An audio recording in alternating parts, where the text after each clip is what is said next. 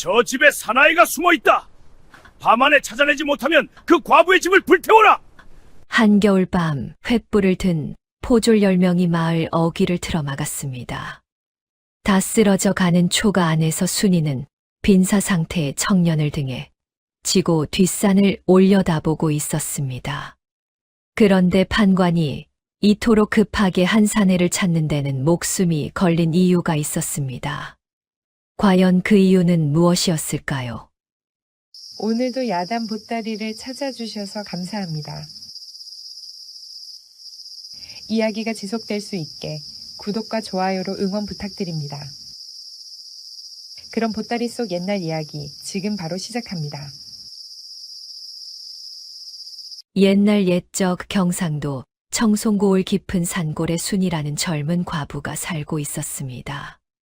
22살, 한창 꽃다운 나이였지만 순이의 손은 이미 갈라질 대로 갈라져 있었지요. 남편을 여인 지 3년, 시어머니, 복례와 단둘이 살림을 꾸려가는 형편이었습니다. 순이네 집이라고 해봐야 참으로 볼품 없었습니다. 지붕의 이영은 군데군데 뜯겨 나가 겨울바람이 그대로 들이쳤지요. 마당 한쪽에 늙은 감나무 한 그루가 서 있었는데 잎은 다 떨어지고 앙상한 가지만 하늘을 향해 뻗어 있었습니다. 그 감나무 아래에서 순이는 매일 새벽같이 일어나 물을 길었지요. 순이야, 아침이다. 예, 어머니. 금방 죽 올리겠습니다. 순이는 부엌으로 들어가 솥뚜껑을 열었습니다. 쌀독을 들여다보니 바닥이 훤히 보였지요. 겨우 한 줌, 사흘은커녕 이틀도 버티기 어려운 양이었습니다. 순이는 한숨을 삼키고 그 쌀을 조심스럽게 퍼올렸지요. 그해 경상도 일대에 큰 흉년이 들었습니다. 봄 가뭄에 여름 홍수까지 겹치니 들녘의 벼가 절반도 여물지 못했지요. 마을 사람들 모두가 배를 골았지만 순이네처럼 의지할 곳 없는 과부 살림은 그야말로 벼랑 끝이었습니다. 어머니, 드십시오. 너는? 저는 아까 먹었습니다. 순이는 시어머니 앞에 묽은 죽 한 그릇을 놓았습니다. 복례는 며느리의 쑥 들어간 볼을 말없이 바라보았지요. 아까 먹었다는 말이 거짓인 줄 복례가 모를 리 없었습니다. 하지만 늙은 시어머니는 아무 말 않고 숟가락을 들었지요. 이것이 순이의 하루였습니다. 새벽에 일어나 물을 깃고 시어머니 죽을 올리고 남의 집 빨래와 삭바느질로 푼돈을 벌어 쌀며 톱을 사 오는 것. 하루하루가 전쟁이었지요. 그런데 순이의 마음이 어땠겠습니까? 힘든 것은 참을 수 있었습니다. 배고픈 것도 견딜 수 있었지요. 하지만 한 가지 참을 수 없는 것이 있었습니다. 저것 봐. 과부가 저리 젊으니 볼썽사나워. 그러게 말이야. 시엄이 팔아서라도 시집을 가지. 장터에 쌀을 사러 갈 때마다 들리는 수군거림이었습니다. 순이는 고개를 숙인 채 발걸음을 빨리 했지요. 귀가 뜨거웠지만 입술을 꽉 깨물었습니다. 한 번은 이런 일도 있었습니다. 장터에서 삭바느질 품삯을 받으러 갔는데 양반집 마님이 대놓고 면박을 주었지요. 바느질은 깔끔한데 과부 손이 닿은 옷을 입으면 재수가 없다지 않아. 마님, 저는 정성껏 했습니다. 됐어. 여기 반만 줄 테니 가져가. 약속한 품삯의 반이었습니다. 순이는 항의하고 싶었지만 입을 열 수 없었지요. 그 반쪽 품삯마저 없으면 내일 시어머니 죽을 끓일 수 없었으니까요. 순이는 고개를 숙이고 돈을 받았습니다. 돌아오는 길에 두 눈이 뜨거워졌지요. 억울했습니다. 분했습니다. 하지만 울지 않았습니다. 울면 지는 것 같았으니까요. 순이야, 장터 어귀에서 김노인이 순이를 불러 세웠습니다.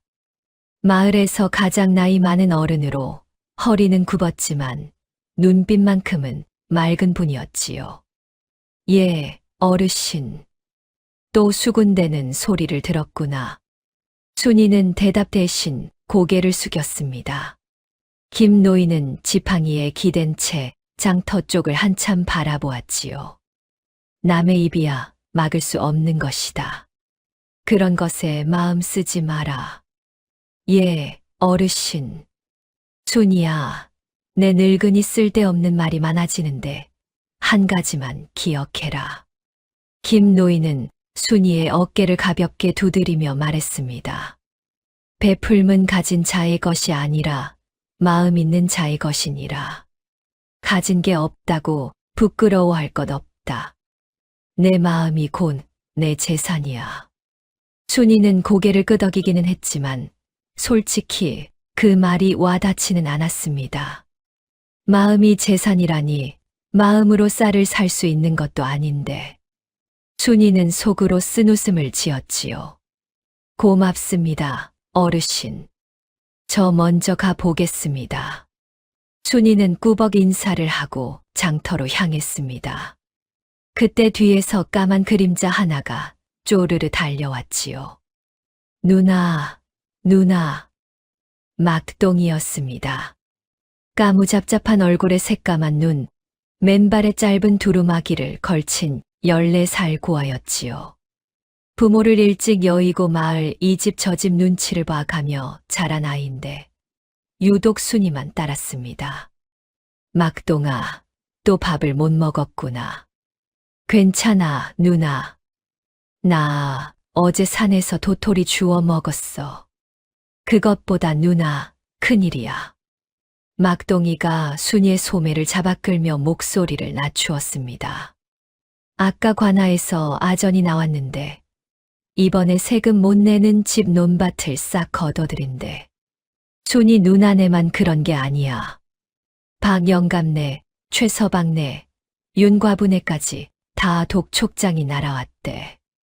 그래, 그 집들도. 응, 다 차 판관이 시킨 거래. 장터에서 사람들이 수군수군 하는데 차 판관이 올겨울에 100마직이 넘는 땅을 삼킬 거라고. 순이의 얼굴이 굳었습니다. 순이네만의 일이 아니었지요. 고을 전체가 한 사람의 탐욕 아래 신음하고 있었던 것입니다. 누나, 걱정하지 마.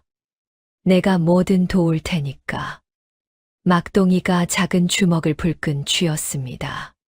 순이는 그 모습에 쓸쓸한 미소를 지었지요. 고마웠지만 14살 아이가 무엇을 할 수 있겠습니까? 그래, 고맙다 막동아. 너도 배고플 텐데 오늘 저녁에 우리 집에 오렴. 죽이라도 한 그릇 끓여줄게. 진짜, 알았어, 누나. 막동이는 환하게 웃으며 장터 쪽으로 뛰어갔습니다. 저 아이도 오늘 하루를 어떻게 먹고 살지 모르는 처지인데 순이를 걱정하고 있었지요. 순이는 쌀반되를 사려면 삭바느질 품상 30푼이 필요했습니다.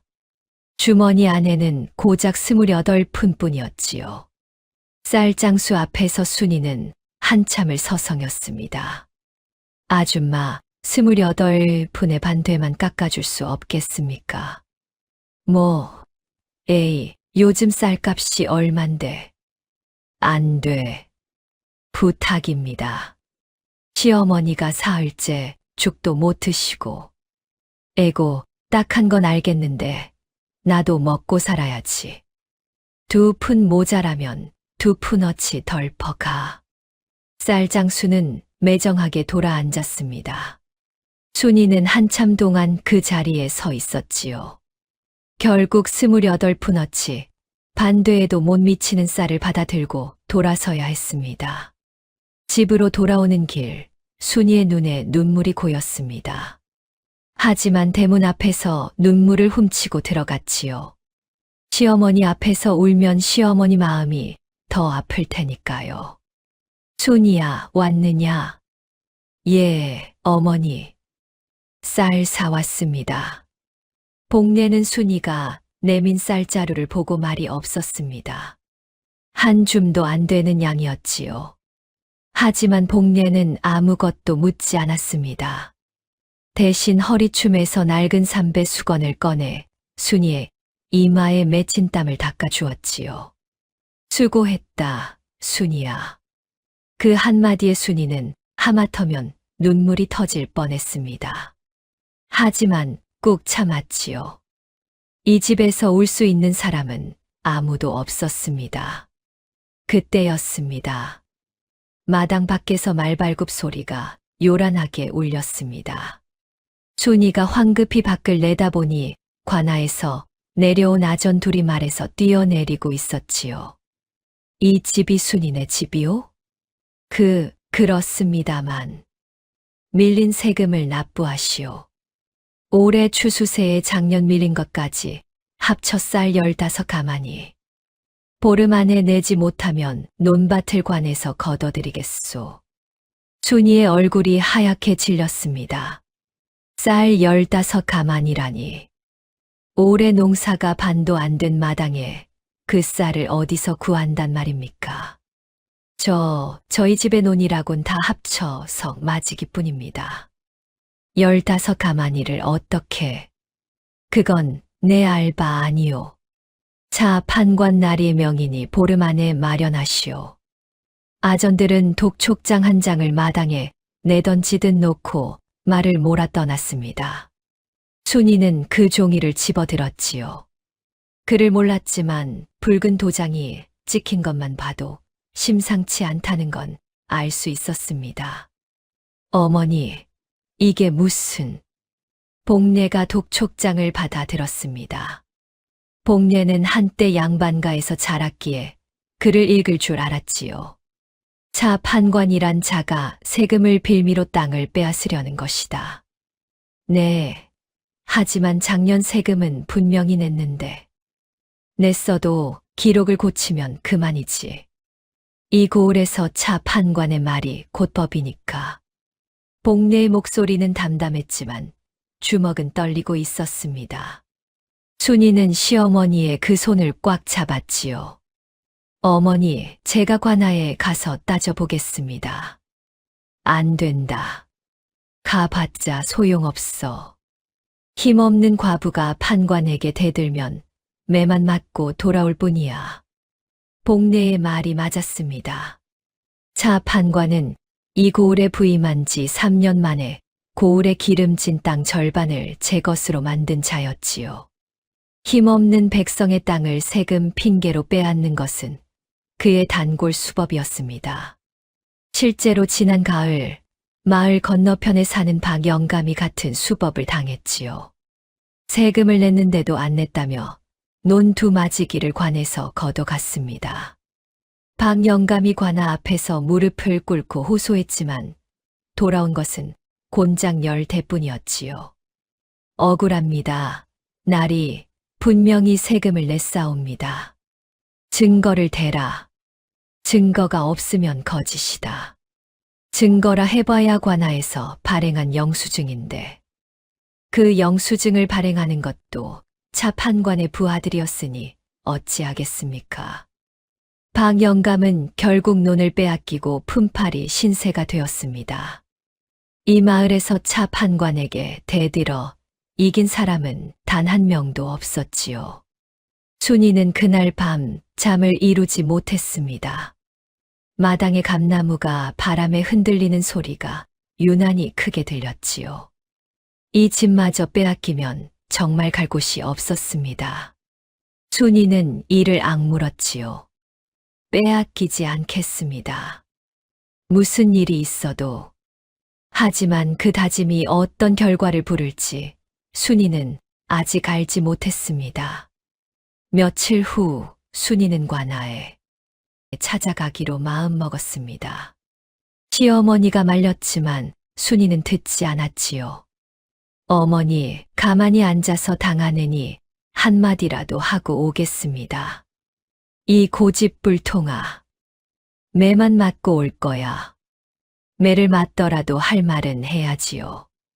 순이는 그나마 깨끗한 치마 저고리로 갈아입고 관아로 향했습니다. 청송관아는 고을 한가운데에 자리 잡고 있었는데 번듯한 기와 지붕에 높은 담장이 둘러쳐져 있었지요. 가난한 초가에서 살아온 순이에게는 그 담장만 봐도 기가 죽는 곳이었습니다. 관아 앞마당에는 이미 여러 사람이 와 있었습니다. 순이처럼 억울한 세금 독촉을 받은 백성들이었지요. 제발 살려주십시오. 올해 흉년에 쌀 열 가마니를 어디서 구한단 말입니까?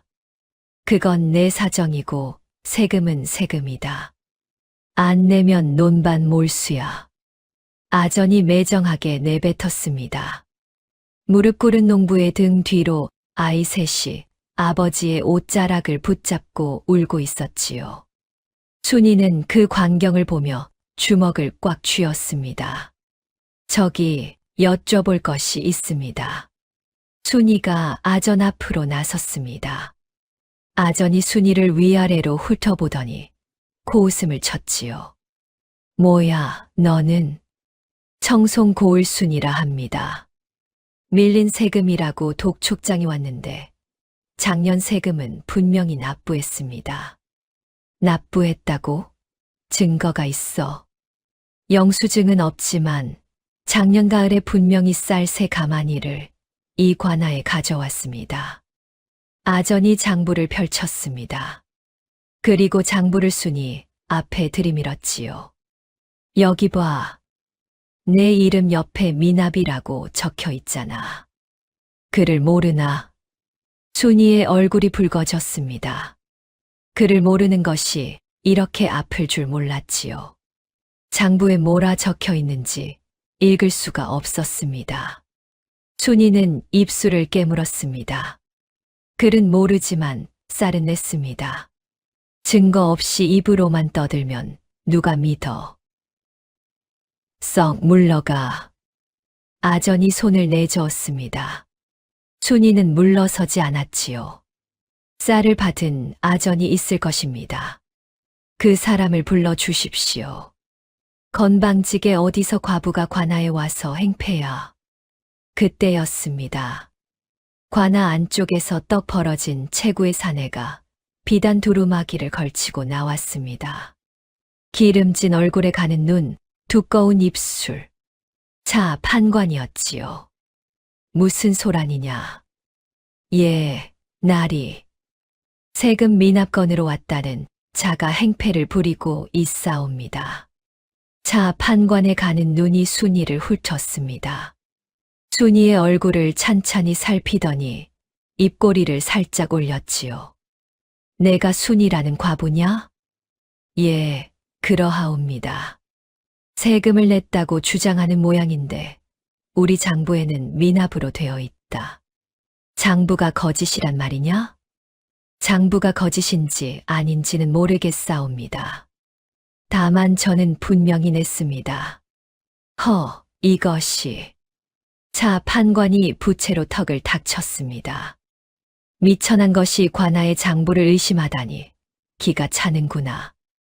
보름 안에 세금을 가져오지 않으면 논밭을 걷어들이겠다. 대들면 곤장을 맞을 줄 알아라. 날이 부디 다시 한번 살펴주십시오.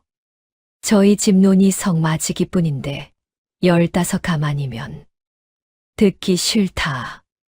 이 자를 내보내라. 포졸들이 순이의 팔을 잡고 관아 밖으로 끌어냈습니다. 순이는 관아 앞 흙바닥에 나뒹굴었지요. 치마에 흙이 묻고 무릎이 까졌습니다. 누가 이 광경을 보았겠습니까? 관아 담장 너머에서 가는 눈으로 이 모든 것을 지켜보는 사람이 하나 있었습니다. 낡은 두루마기에 갓도 없이 상투만 올린 야위사내. 이도윤이었지요. 물론 이때 순이는 그의 존재를 알지 못했습니다. 이도윤뿐만이 아니었습니다. 관아 뒤편 주막 처마 밑에서 떡 벌어진 체구의 사내 하나가 쪽갈모를 눌러쓴 채 같은 광경을 지켜보고 있었지요. 이 사내가 누군지는 아직 아무도 몰랐습니다. 한편 차 판관은 순이가 나간 뒤 아전을 불러 물었습니다. 저 과부의 집에 논이 연마지기라 했느냐? 성마지기입니다. 나리. 성마지기. 별것 아니로군. 허나 그 집 논이 마을 냇가 바로 옆이지. 예, 물이 좋아 벼농사에 으뜸이 옵니다. 그렇지. 물 좋은 논은 값이 다르지. 자 판관에 가는 눈이 더 가늘어졌습니다. 순인의 논이 탐나는 이유가 따로 있었던 것이지요. 그 논은 비록 성마지기뿐이었지만 냇가 바로 아래에 있어 가뭄에도 물이 마르지 않는 명당이었습니다. 배, 서방. 예, 나리. 그림자처럼 나타난 사내가 고개를 숙였습니다. 배, 서방. 차 판관의 신복으로 쥐 잡는데도 고양이보다 빠른 자였지요. 저 과부가 보름 안에 세금을 못 내면 바로 논을 거둬들여라. 한치의 빈틈도 없이. 염려 마십시오, 나리. 과부 혼자 무슨 수를 쓰겠습니까? 배 서방이 능글맞게 웃었습니다. 차 판관은 부채를 접으며 관아 안으로 들어갔지요. 비단 두루마기 끝자락이 마루를 쓸며 사라졌습니다. 순이는 흙을 털고 일어나 집으로 돌아왔습니다. 어머니, 다녀왔습니다. 그래, 어떻게 됐느냐? 순이는 대답하지 않았습니다. 대답하지 않아도 복례는 결과를 알고 있었지요. 내가 뭘 했냐? 힘없는 것들이 관아에 가봤자 창피만 당한다고 했잖아. 그래도 가만히 당하고만 있을 수는 없지 않습니까? 복례는 한숨을 쉬었습니다.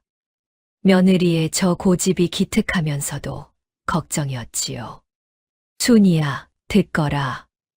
내가 젊었을 때도 세상은 이랬다. 힘 있는 자가 힘없는 자의 것을 빼앗고 목소리 큰 자가 이기고 그게 세상이야. 그렇다고 가만히 빼앗기라는 말씀입니까? 빼앗기라는 게 아니라 방법을 찾으라는 거다. 벽에 대고 주먹질하면 내 손만 부러진다. 복례의 말에 순이는 입을 다물었습니다. 시어머니 말이 틀린 것은 아니었지요.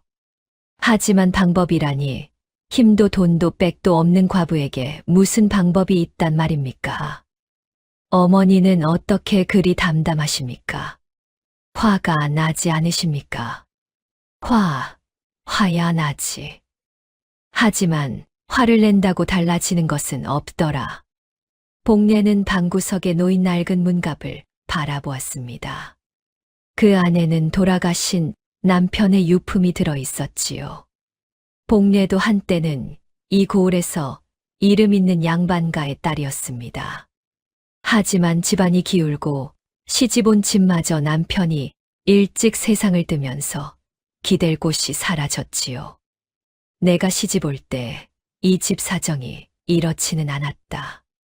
내 시아버지가 살아 계실 때는 논도 10마지기가 넘었고 마을에서 알아주는 살림이었지. 예, 알고 있습니다. 그런데 내 시아버지가 돌아가시고 나서 사촌들이 하나둘 땅을 빼앗아 갔어. 상갓집에 조문 온다더니 장부를 들고 와서 빚이 있다 땅 문서를 내놓으라 했지. 복례의 목소리가 잠시 떨렸습니다. 오래된 상처였지요.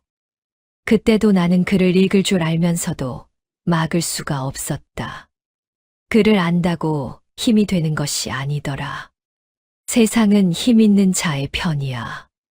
어머니, 그래도 포기하지는 마라. 방법은 반드시 있으니까. 다만 찾을 때까지 견뎌야 한다. 순이는 시어머니의 등을 바라보았습니다. 굽은 허리, 마른 어깨. 하지만 저 작은 등이 얼마나 많은 것을 견뎌온 것인지 순이는 알고 있었지요. 그날 저녁 막동이가 찾아왔습니다. 누나, 나왔어. 그래, 막동아, 들어오렴. 순이는 약속대로 죽을 끓여 주었습니다.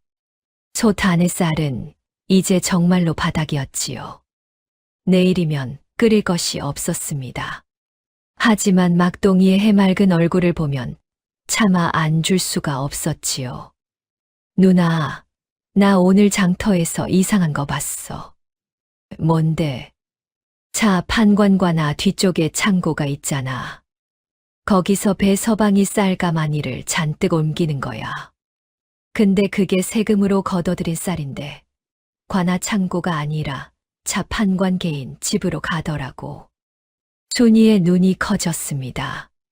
세금으로 거둔 쌀을 사사로이 빼돌리고 있다는 뜻이었지요. 확실히 봤어. 응. 배 서방이 지게에 쌀 6가마니를 지고 관아 뒷문으로 나갔어. 나 담장 위에서 다 봤다고. 막동이는 자랑스럽게 말했지만 순이의 표정은 밝지 않았습니다. 그런 비리를 알아도 힘없는 백성이 할 수 있는 일이 없었으니까요. 막동아, 그런 건 함부로 떠벌리면 안 된다. 차 판관 귀에 들어가면 너도 위험해. 알았어. 누나한테만 말한 거야. 막동이가 죽을 후루룩 들이켰습니다. 허리춤에 노끈 하나 달랑 매고 맨발에 때가 낀 발. 하지만 눈동자만큼은 별처럼 반짝이는 아이였지요. 그 밤 마을의 첫눈이 내리기 시작했습니다. 하늘에서 하얀 꽃잎 같은 눈송이가 소리 없이 떨어졌지요. 아름다운 광경이었지만 순이에게 겨울은 공포 그 자체였습니다. 추위는 곧 땔감이 필요하다는 뜻이었고 땔감은 곧 돈이었으니까요. 마당의 감나무 가지 위에 눈이 소복이 쌓였습니다. 그 감나무는 순이가 시집올 때부터 서 있었지요. 남편이 살아있을 때는 가을이면 주황빛 감이 주렁주렁 열렸습니다. 남편이 긴 장대로 감을 따주면 순이는 치마폭에 받아 웃곤 했지요. 지금은 감도 열리지 않고 가지만 앙상했습니다. 그래도 순이는 그 나무를 베지 않았습니다. 남편의 흔적이 남은 것이라곤 그 감나무뿐이었으니까요. 순이야, 자지 않고 뭘 하느냐. 복례가 방문을 열고 내다보았습니다. 예, 어머니. 눈이 와서 잠깐 보고 있었습니다. 들어와서 자거라. 내일도 고된 하루일 텐데. 순이는 부엌에 쪼그리고 앉아 마지막으로 쌀독을 들여다보았습니다. 바닥에 붙은 쌀알 몇 톨. 이것이 순이네 전 재산이었지요. 내일이면 정말로 끓일 것이 없었습니다. 순이는 손가락으로 쌀알을 하나하나 긁어 모았습니다. 10톨, 20톨. 쌀독 바닥을 다 긁어도 죽 한 그릇은커녕 미음도 되지 않을 양이었지요. 어떡하지? 순이의 중얼거림이 차가운 부엌 안에서 하얗게 피어올랐습니다. 밖에서는 눈이 점점 거세지고 있었지요. 이 눈이 그치고 나면 이 마을에 어떤 일이 벌어질지 아직 아무도 몰랐습니다. 다음 날 새벽이었습니다. 순이는 물을 기르러 마당으로 나왔습니다. 밤새 내린 눈이 온 세상을 하얗게 덮고 있었지요. 발이 시렸지만 물동이를 이고 우물로 향했습니다. 그런데 우물로 가는 길목에서 순이는 걸음을 멈추었습니다. 눈 위에 무언가 검은 것이 쓰러져 있었지요. 세상에, 사람이었습니다. 젊은 사내가 눈 위에 엎어진 채 꼼짝도 하지 않았지요. 낡은 두루마기는 찢어져 있었고 갓도 신발도 없었습니다. 맨발이 파랗게 얼어 있었지요. 순이는 물동이를 내려놓고 달려갔습니다. 여보시오, 여보시오, 괜찮으십니까? 사내를 뒤집어 보니 얼굴이 하얗게 질려 있었습니다. 입술은 파랗고 이마는 불덩이처럼 뜨거웠지요. 열이 심하게 올라 있었습니다. 순이는 사내의 볼을 가볍게 두드렸습니다. 정신 차리십시오. 여기서 이러면 얼어 죽습니다. 사내의 눈꺼풀이 가늘게 떨렸습니다. 입술이 달싹거렸지요. 물 한 모금만. 그 목소리가 어찌나 간절했던지 순이의 가슴이 철렁 내려앉았습니다. 순이는 사내를 부축하려 했지만 혼자 힘으로는 일으킬 수가 없었지요. 사내의 몸이 축 늘어졌습니다. 막동아, 막동아. 순이가 소리를 질렀습니다. 다행히 이른 아침부터 돌아다니던 막동이가 달려왔지요. 누나, 왜 그래? 이 사람 누구야? 모르겠어. 쓰러져 있었어. 좀 도와줘. 둘이서 사내를 부축해 간신히 순이네 마당까지 끌고 왔습니다. 복례가 마루에서 이 광경을 보고 있었지요. 어머니, 길에 사람이 쓰러져 있었습니다. 열이 심합니다. 데려와라. 복례는 한마디로 결정을 내렸습니다. 순이와 막동이가 사내를 방 안으로 들여놓았지요. 이불을 덮어주고 보니 야위었지만 골격이 반듯한 청년이었습니다. 이마가 넓고 코가 높았지요. 비록 때가 끼고 초라한 행색이었지만 어딘지 모르게 귀티가 흘렀습니다. 누나, 이 사람 보통 사람이 아닌 것 같아. 손 좀 봐. 막동이가 사내의 손을 들어 보였습니다. 농사꾼이나 장사꾼의 손이 아니었지요.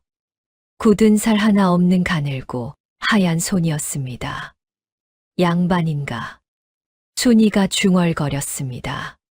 하지만 양반이 왜 이런 꼴로 길에 쓰러져 있단 말입니까? 복례가 사내의 이마에 손을 대보았습니다. 열이 대단하구나. 이대로 두면 오늘 밤을 넘기기 어렵겠다. 어머니, 그런데 순이가 말을 꺼내기 어려운 표정을 지었습니다. 복례는 며느리의 얼굴을 보고 무슨 말을 하려는지 알았지요.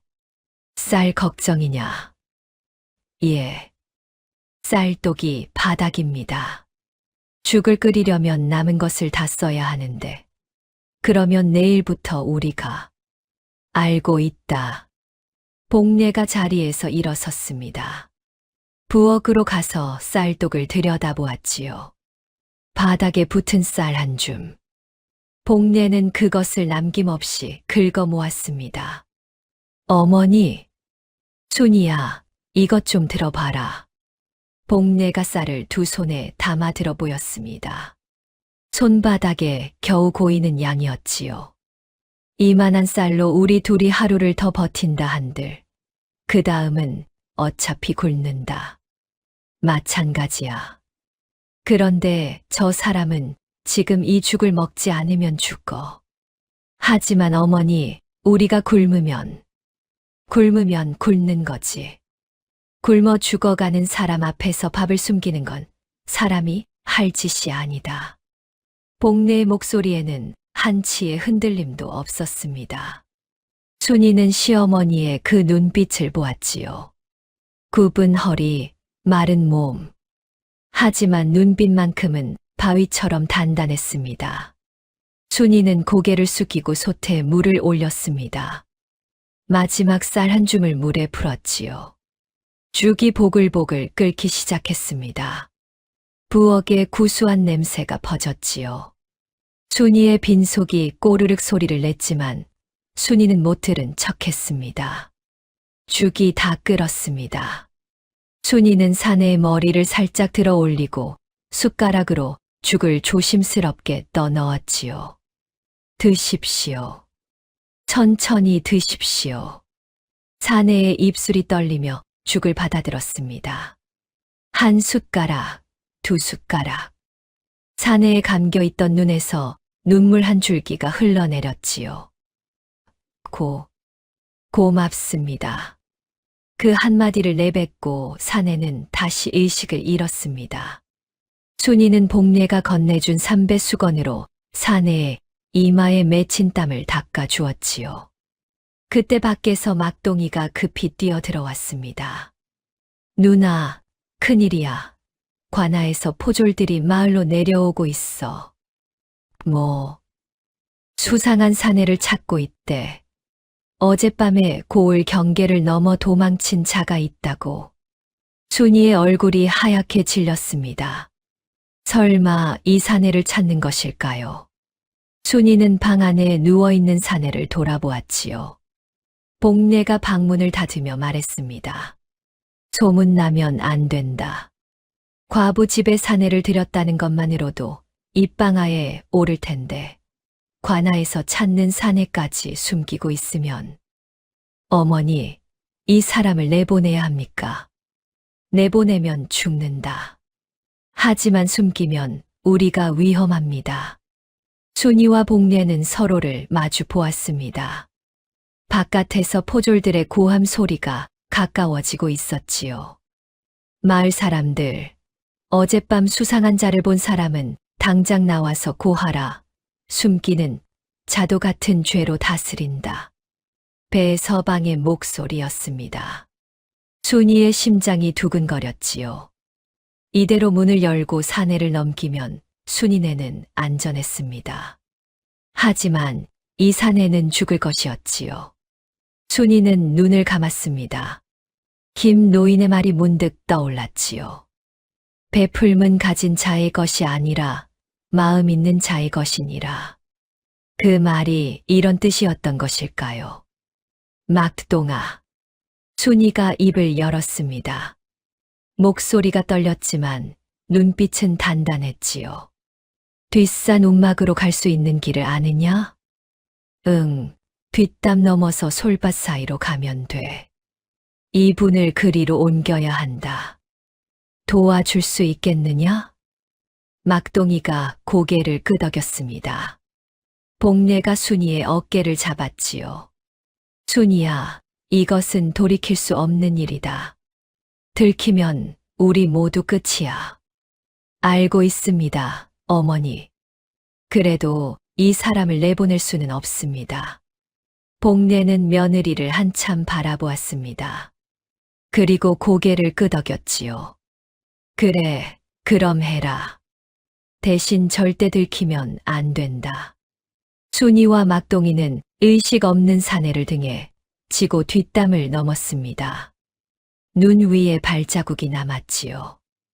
막동이가 솔가지로 발자국을 지우며 뒤따랐습니다. 뒷산 중턱에 있는 작은 움막까지 올라가는데 반 시진이 걸렸지요. 움막은 예전에 숯 굽던 곳이었습니다. 지붕이 반쯤 내려앉았지만 바람은 막을 수 있었지요. 순이는 사내를 눕히고 마른 풀을 덮어 주었습니다. 막동아, 이 일은 아무에게도 말하면 안 된다. 알았어, 누나. 나 입 무거운 거 알잖아. 막동이가 씩 웃었습니다.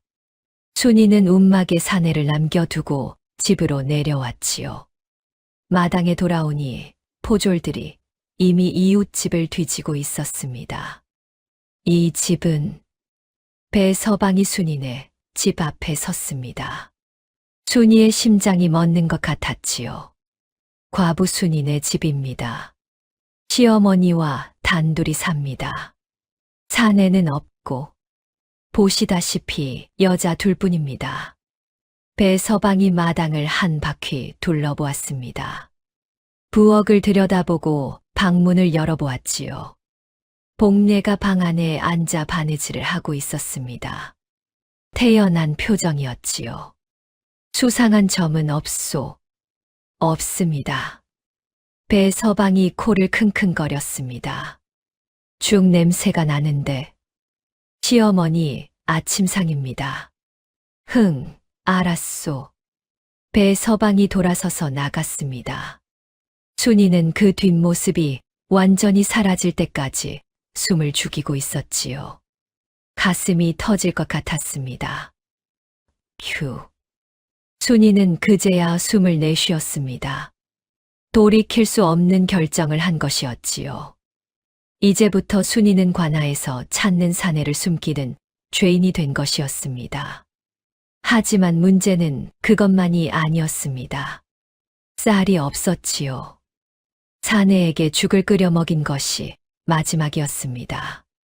순이와 복례가 먹을 것도 사내에게 줄 것도 없었지요. 순이는 산에 올라 소립과 칡뿌리를 캤습니다. 칡뿌리를 삶아 시어머니께 드리고 자신은 소립을 씹었지요. 배가 고파 눈앞이 아찔했지만 운막의 사내에게도 칡뿌리 삶은 물을 날라다 주었습니다. 사내의 열은 좀처럼 내리지 않았습니다. 순이는 냇가에서 차가운 물을 떠다가 수건에 적셔 사내의 이마에 올려놓았지요. 밤이면 운막이 얼음장같이 차가웠습니다. 순이는 집에서 이불 한 채를 가져와 사내를 덮어주었지요. 그러면 순이와 복례는 이불 한 채로 함께 자야 했습니다. 누나, 솔직히 말해도 돼. 사흘째 되던 날, 막동이가 조심스럽게 입을 열었습니다. 뭔데?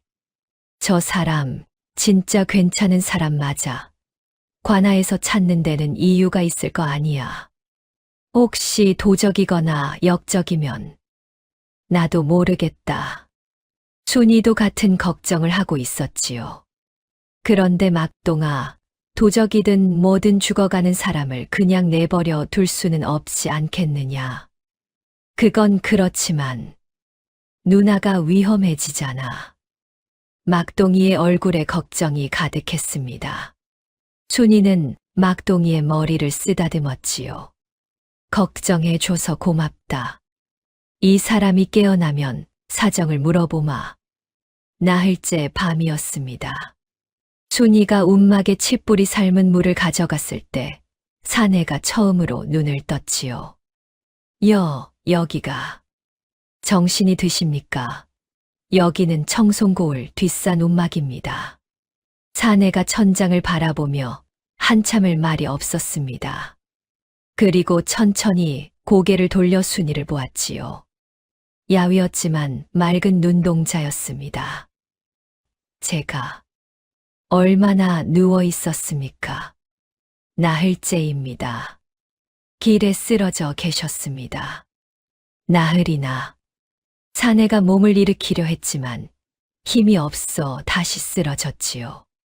아직 움직이시면 안 됩니다. 그대가 저를 살려주셨습니까? 시어머니와 함께요. 이 은혜를 어떻게... 사내의 눈에 또 눈물이 맺혔습니다. 순이는 그것을 보고 마음이 놓였지요. 이런 눈물을 흘리는 사람이 도적이나 역적일 리는 없다고 생각했습니다. 성함이 어떻게 되십니까? 사내가 잠시 망설였습니다. 그리고 대답했지요. 윤이라고. 윤서방이라 불러주십시오. 순이는 고개를 끄덕였습니다. 사내의 눈이 한순간 흔들린 것을 순이는 눈치채지 못했지요. 윤서방. 그것이 거짓 이름이라는 것을 순이는 알 수 없었습니다. 윤서방님, 한 가지만 여쭤도 되겠습니까? 말씀하십시오. 관아에서 사내를 찾고 있습니다. 혹시 그 사내가 당신입니까? 윤서방의 얼굴이 굳었습니다. 한참을 침묵하다가 조용히 입을 열었지요. 제가 솔직히 말씀드리겠습니다. 저는 이 고을에 볼 일이 있어 왔는데 차 판관의 부하에게 습격을 당했습니다. 저는 도적이 아닙니다. 차 판관이요? 예. 제가 이 고을에 온 것을 차 판관이 달가워하지 않는 모양입니다. 순이는 그 말에 고개를 갸웃했습니다.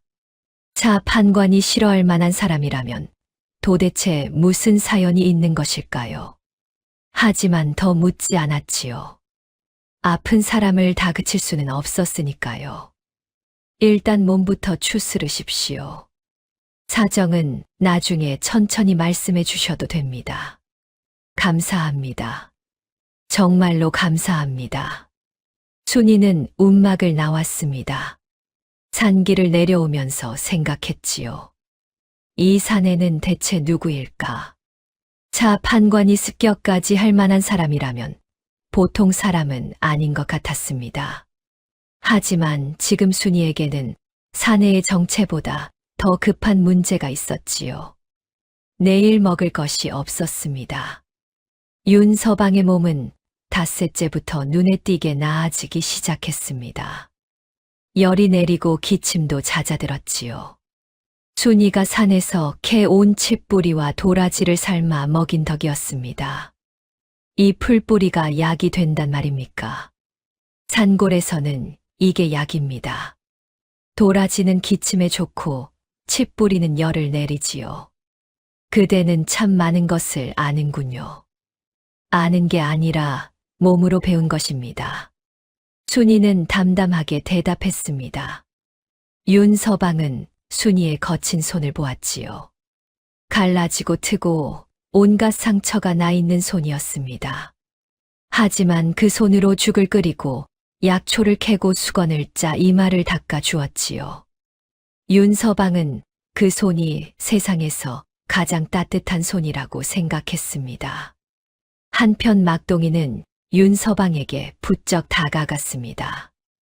움막에 밥을 가져다 줄 때마다 이것저것 물었지요. 서방님, 한양에서 오셨어. 그렇다. 한양은 어떤 데야? 집이 1000채도 넘는다며. 1000채가 아니라 10,000채도 넘는다. 우와, 10,000채. 막동이의 눈이 반짝거렸습니다. 윤서방은 막동이에게 한양 이야기를 들려주었지요. 종루의 종소리, 남대문의 장터, 한강의 너비. 막동이는 입을 쩍 벌리고 들었습니다. 서방님은 글도 읽을 줄 알아? 조금. 나 좀 가르쳐 줘. 누나도 글을 모르는데. 그래서 관아에서 장부를 들이밀어도 뭐라 적혀 있는지 몰라서 당하기만 했거든. 윤서방의 눈빛이 달라졌습니다. 순이가 관아에서 당한 일을 막동이에게 전해 들은 것이었지요. 그래, 그런 일이 있었느냐? 응, 차 판관이 세금 장부를 조작해서 사람들 논밭을 빼앗고 있어. 누나네도 당할 뻔했고. 윤서방은 한참 생각에 잠겼습니다. 그리고 막동이에게 말했지요. 좋다. 글을 가르쳐 주마. 순이에게도. 이렇게 움막에서의 글 수업이 시작되었습니다. 윤서방은 나뭇가지로 눈 위에 글자를 썼지요. 천자문부터 시작했습니다. 하늘천, 따지, 거물현, 누를황. 순이는 처음에는 쑥스러워하며 거절했습니다. 저 같은 것이 글을 배워 뭘 합니까? 글을 알면 장부를 읽을 수 있습니다. 장부를 읽을 수 있으면 속지 않습니다. 그 한마디에 순이의 눈빛이 달라졌지요. 맞는 말이었습니다. 관아에서 당한 수모가 떠올랐지요. 장부에 미납이라 적혀 있다는 아전의 말에 아무런 반박도 하지 못했던 그 순간이. 배우겠습니다. 순이는 매일 저녁 움막에 올라와 글을 배웠습니다. 윤서방이 놀랄 만큼 빨리 익혔지요. 순이는 재주가 대단합니다. 한 번 가르친 것을 잊지 않는군요. 칭찬까지 하실 것 없습니다. 저는 그저 속지 않으려고 배우는 것뿐입니다. 하지만 윤서방은 순이의 총명함에 진심으로 감탄했습니다. 글자를 배운 지 열흘 만에 순이는 간단한 문장을 읽기 시작했지요. 보름이 지나자 관아 독촉장을 스스로 읽을 수 있게 되었습니다. 어머니, 이 독촉장을 읽어보니 이상한 점이 있습니다. 뭐가? 작년 세금 15가만이라 적혀 있는데 원래 성맞이기 논에는 세금이 5가만이가 상한입니다. 15가만이면 10맞이기도 넘는 논의 세금이에요. 복례의 눈이 커졌습니다. 글을 읽으니 그런 것이 보이는구나. 예, 어머니. 자, 판관이 3배로 부풀려 적은 것입니다. 순이의 얼굴에 처음으로 자신감이 서렸습니다. 그를 안다는 것이 이런 힘이 되는 것이었지요. 윤서방은 글뿐만 아니라 다른 것도 가르쳤습니다. 몸이 회복되면서 마을 일을 돕기 시작한 것이지요. 첫 번째 에피소드는 마을수로 문제였습니다. 흉년의 가뭄까지 겹치면서 논에 물을 대기가 어려웠지요. 마을 사람들이 냇가에서 물을 퍼 나르고 있었는데 윤서방이 이것을 보고 순이에게 물었습니다. 저 냇가에서 논까지 수로를 파면 물을 퍼 나를 필요가 없지 않겠습니까? 수로요? 그런 건 관아에서 해줘야 하는데 차 판관이 해줄 리가 없지요. 관아가 아니라 마을 사람들이 힘을 합치면 됩니다. 윤서방이 나뭇가지로 땅바닥에 수로 설계도를 그렸습니다. 냇가에서 논까지의 지형을 살피고 높낮이를 계산한 것이었지요. 여기서 여기까지 도랑을 파고 이 지점에 둑을 쌓으면 물이 저절로 논 쪽으로 흐릅니다. 마을 사람들이 모여들었습니다. 세상에, 이 양반 어디서 이런 걸 배웠대. 저게 되기나 할까. 해보자고. 안 되면 말고. 순이가 앞장서서 마을 사람들을 설득했습니다. 윤서방의 설계대로 보름 동안 수로를 팠지요. 그리고 물을 대보니 정말로 냇물이 논까지 흘러왔습니다. 아이고, 이게 되네. 물이 온다, 물이 와. 마을 사람들이 환호했습니다. 순이도 웃었지요. 윤서방은 멀찍이 서서 그 광경을 바라보고 있었습니다. 그의 눈에도 미소가 번졌지요. 두 번째 에피소드는 아이들 서당이었습니다. 청송고을에는 서당이 있었지만 차 판관이 훈장을 내쫓고 서당 건물마저 자기 창고로 만들어 버렸지요. 마을 아이들은 그를 배울 곳이 없었습니다. 윤서방이 순이에게 말했습니다. 아이들이 그를 모르면 이 마을은 영원히 속아 살게 됩니다. 제가 아이들에게 그를 가르쳐도 되겠습니까? 그야 좋지요. 하지만 장소가 감나무 아래면 됩니다.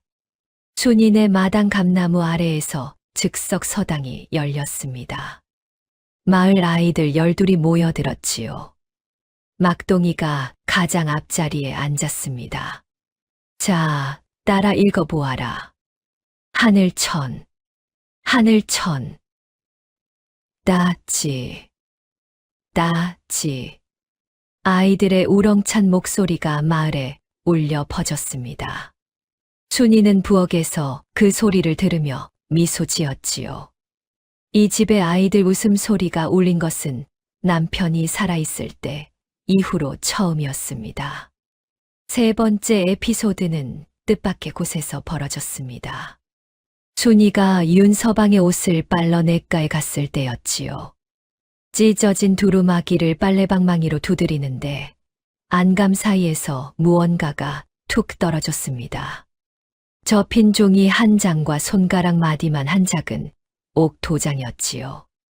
순이는 종이를 펼쳐보았습니다.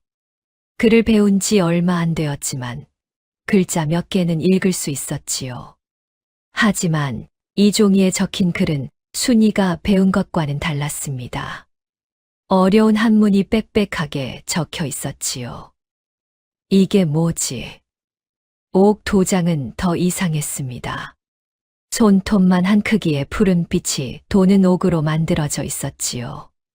바닥에 글자가 새겨져 있었는데 순이가 아는 글자가 아니었습니다. 순이는 잠시 고민했습니다. 윤서방에게 물어볼까? 하지만 사람의 품에서 나온 물건을 함부로 뒤졌다는 것이 미안했지요. 일단 보관해 둬야겠다. 순이는 종이와 옥 도장을 천 조각에 싸서 부엌 뒤 항아리 속에 넣어 두었습니다. 나중에 윤서방에게 돌려주려는 것이었지요. 이것이 얼마나 중요한 물건인지 순이는 아직 알지 못했습니다. 네 번째 에피소드는 약초 사건이었습니다. 마을에 홍역이 돌기 시작한 것이지요. 아이 셋이 열이 나고 온몸에 붉은 반점이 돋았습니다. 의원을 불러야 하는데 이 고을의 의원이라곤 관아 소속 의원뿐이잖아. 자, 판관이 보내줄 리가 없지. 마을 사람들이 발을 동동 구르고 있을 때 윤서방이 나섰습니다. 혹시 이 근처에 쌍화탕 재료가 있습니까? 숙지황, 당귀, 백작약이 필요합니다. 약재 이름을 아시오? 조금 압니다. 윤서방은 순이와 함께 뒷산을 올랐습니다. 산에서 자라는 약초들을 하나하나 가려내었지요. 이것은 당귀입니다. 줄기를 보십시오. 자줏빛이 돌지요. 이건요. 이것은 독초입니다. 비슷하게 생겼지만 인맥이 다릅니다. 조심해야 합니다. 순이는 놀랐습니다. 산에서 나고 자란 자신도 구분하지 못하는 약초를 이 산에는 한눈에 알아보았지요. 윤서방님, 대체 어디서 이런 것을 배우셨습니까? 어릴 때 좋은 스승을 만났습니다. 윤서방은 그 이상 말하지 않았습니다. 순이는 더 묻지 않았지요. 캐온 약초로 탕약을 달여 아이들에게 먹였습니다. 사흘 뒤 아이들의 열이 내렸지요. 마을 사람들의 윤서방에 대한 시선이 완전히 달라졌습니다. 저 양반 참 대단하네. 글도 알고 약초도 알고 수로 판 것도 그분 덕인데 순이네 집에 귀인이 든 거 아냐? 수군거림이 들렸지만 이번에는 험담이 아니었습니다. 순이의 얼굴에 미소가 번졌지요. 그런데 한 가지 순이가 눈치채지 못하는 것이 있었습니다. 윤서방은 마을 일을 도우면서도 틈틈이 혼자만의 시간을 가졌지요. 움막에서 나무 조각에 무언가를 빼곡히 적고 있었습니다. 순이가 물었습니다.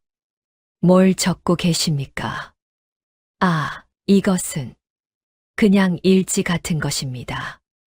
윤서방이 황급히 나무 조각을 감추었습니다. 순이는 이상하다고 생각했지만 더 추궁하지 않았지요. 남의 비밀을 캐는 것은 순이의 성격이 아니었습니다. 실은 윤서방이 적고 있던 것은 이 고을의 실태를 기록한 시찰 보고서였습니다. 자, 판관의 세금 착취, 백성들의 곤궁, 관아의 부정, 그 모든 것을 적어 한양으로 보내야 했지요. 하지만 밀서를 잃어버린 지금 새로 기록하는 수밖에 없었습니다. 어느 저녁이었습니다. 순이가 움막에 저녁거리를 가져갔을 때 윤서방이 먼저 입을 열었지요. 순이. 예. 한 가지 부탁이 있습니다. 윤서방의 표정이 진지했습니다. 제가 이 마을에 온 것을 차 판관에게 들키면 안 됩니다. 차 판관이 저를 찾는 이유는 제가 이 고을의 비리를 알고 있기 때문입니다. 그 정도는 이미 짐작하고 있었습니다. 하지만 순이가 위험해질 수 있습니다. 저를 숨겨준 것이 알려지면. 알고 있습니다. 순이가 단호하게 말했습니다. 그래도 내보내지 않겠습니다. 당신을 내보내면 차 판관의 횡포를 막을 사람이 이 마을에 아무도 없습니다. 윤서방은 순이를 바라보았습니다. 가난하고 힘없는 과부. 하지만 그 눈빛은 어떤 양반보다도 당당했지요.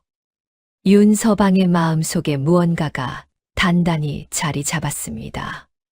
반드시 이 은혜를 갚겠습니다. 은혜를 바라고 한 일이 아닙니다. 순이는 그렇게 말하고 움막을 나왔습니다. 산을 내려오는 순이의 발걸음은 올라갈 때보다 가벼웠지요. 다섯 번째 에피소드는 가장 통쾌한 사건이었습니다. 차 판관이 보름 기한이 다가오자 다시 아전을 보내 세금을 독촉했지요. 아전 둘이 순인의 마당에 버티고 서서 고함을 질렀습니다. 세금 납부 기한이 사흘 남았다. 쌀 15가마니를 내놓지 않으면 논밭을 몰수한다. 순이는 이번에는 겁먹지 않았습니다. 한 달 전과는 달랐지요.